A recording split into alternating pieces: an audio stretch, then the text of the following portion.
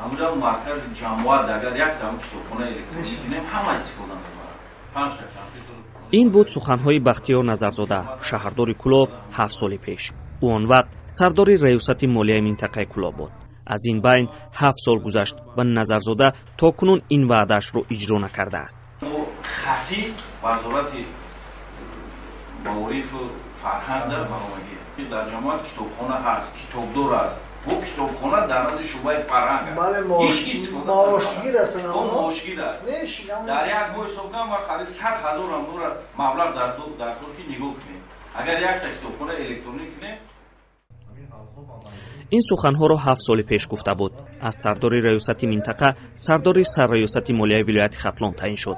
اما از کتابخانه گفته بختیار نظرزاده تا به حیث شهردار تعیین شدن خبر نبود. در نشست خبری از نظرزاده پرسیدند که وعده کتابخانه های الکترونی چی شد. نظرزاده گفت که به وزارت فرهنگ مکتوب ارسال کرده اند.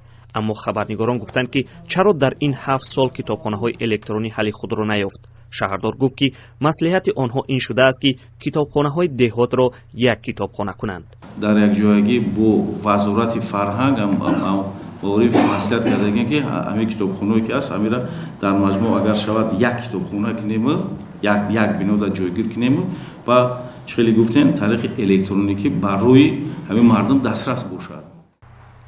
حالا در منطقه کلوب حدود 200 کتابخانه فعالیت دارد. در این کتابخانه ها 1.5 میلیون کتاب های گوناگون برای خواننده محفوظ شده است. در خود شهر کلوب یک کتابخانه ولایتی و بچگانه فعالیت دارد. و این دو کتابخانه هر سال 6,000 سامانی جدا می شود.